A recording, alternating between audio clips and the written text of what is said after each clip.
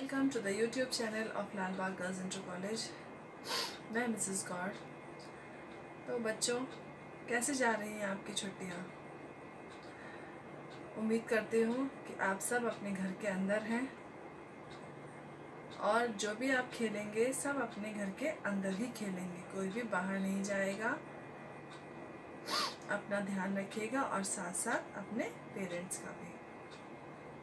तो इससे पहले के वीडियो में हम लोगों ने मीरा की पदावलियाँ पढ़ी और इस वीडियो में उसी चैप्टर में जो बची हुई पदावलियाँ हैं हम उनको पढ़ेंगे। तो उसमें दूसरी वाली पदावली है, पायो जी मैंने राम रतन धन पायो। अब इसमें मीराबाई ने अपनी भक्ति भावना का वर्णन किया है और वो कह रही हैं, और साथ साथ उन्होंने नाम की महिमा का भी वर्णन किया है। बहुत सारे कवियों ने कहा है कि ईश्वर से बड़ा ईश्वर का नाम होता है। वही बात यहाँ पे मीराबाई भी कह रही है। पायो जी मैंने राम रतन धन पायो। अब यहाँ पर मीरा जो है वो श्री कृष्ण के लिए कह रही हैं कि मैंने राम रूपी धन को, राम के नाम रूपी धन को प्राप्त कर लिया है। अब यहाँ पे कभी मीरा राम कह रही हैं, कभी कृष्ण कह रही हैं। तो जब साधक जो है साधना में पूर्णतः विलीन हो जाता है तब उसे इस बात का पता नहीं चलता कि कब वो राम बोल रहा है, कब वो अल्लाह बोल रहा है और कब वो कृष्ण बोल रहा है। तो वही स्थिति यहाँ पर मीरा की भी है। यहाँ पे मीरा ने राम शब्द का प्रयोग किया है। भक्तिकालीन कवियों ने, कई ऐसे कवि हैं उन्होंने भी ऐसा ही किया है। इसमें कबीर भी प्रमुख हैं। इसी में दूसरी पंक्ति देखते हैं कि वस्तु अमोलक दी मेरे सतगुरु कृपा कर अपनायो। अब यहाँ मीरा कह रही हैं कि वस्तु अमोलक यानी ये अमूल्य वस्तु उस सतगुरु ने मुझे प्रदान करी है और कृपा कर अपनाया। उन्होंने मुझ पर बहुत अधिक कृपा करी। क्या कृपा करी कि उन्होंने मुझे शिष्य के रूप में या फिर शिष्या के रूप में उन्होंने मुझे स्वीकार कर लिया। ये बहुत ही अमूल्य वस्तु है मेरे लिए। जन्म जन्म की पूंजी पाई जग में सभी खुआयो। अब यहाँ कह रही हैं कि क्योंकि मेरे सद्गुरु ने मुझे स्वीकार कर लिया है तो अब मैंने जो है जन्म जन्मांतर की पूंजी प्राप्त कर ली है। जग में सभी खुआयो। अब सांसारिक वस्तुओं की मुझे कोई भी चाह या कोई भी कामना नहीं रह गई है।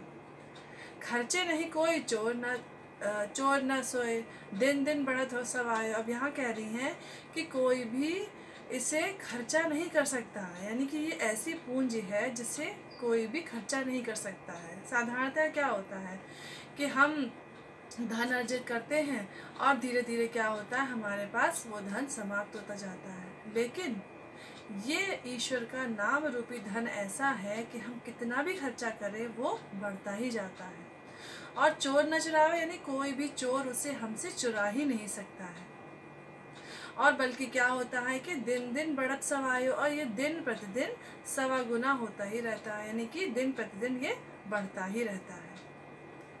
सत्य की नाव खिवैया सतगुरु भव सागर तर आयो। अब कह रही है ये तो सत्य की नाव है और इसके जो खिवैया यानी जो केवट हैं वो सतगुरु हैं। यानी कि सतगुरु जो है जब इस नाव को खेंगे तभी ये नाव उस ईश्वर तक पहुँचेगी। भव सागर तर आयो, यानी अब इस नाव पर बैठकर हम इस संसार रूपी सागर को पार कर लेंगे। कहने का तात्पर्य है कि जब हमें किसी भी नदी को पार करना होता है तब हमें एक नाव की आवश्यकता होती है और नाव में एक केवट भी होता है जो कि हमें एक किनारे से दूसरे किनारे तक लेके जाता है। तो यहाँ सतगुरु भी हमारे केवट ही हैं। इसमें अगली पंक्ति है कि मीरा के प्रभु गिरधर नागर हरक हरक जस गायो। अब यहाँ कह रही हैं, मीरा कह रही हैं कि मेरे जो प्रभु हैं वो गिरधर नागर हैं। गिरधर नागर का तात्पर्य है कि जिन्होंने गोवर्धन पर्वत को अपनी उंगली पर उठा लिया था, यानी गोवर्धन पर्वत को धारण करने वाले श्री कृष्ण मेरे प्रभु हैं। और हरक हरक जस गायो, इसी कारण मैं प्रसन्नता पूर्वक उन्हीं का गुणगान करती हूँ। तो तो इसमें हम कबीरदास जी का एक दोहा है जो भाव साम्य में लिख सकते हैं। उन्होंने भी गुरु की महिमा का वर्णन किया है और कह रहे हैं कि गुरु सदगुरु की महिमा अनंत, अनंत किया उपकार, लोचन अनंत उघाड़िया, अनंत दिखावड़ा। ये हम भाव साम्य में लिख सकते हैं। अब इसकी काव्यगत विशेषताएं हैं। मीरा ने भक्ति भावना का वर्णन किया है, गुरु की महिमा का वर्णन किया है, राजस्थानी मिश्रित ब्रज भाषा का प्रयोग किया गया है, गेय पद हैं, रूपक एवं अनुप्रास अलंकारों का प्रयोग किया गया है और साथ साथ मुहावरों का भी प्रयोग किया गया है।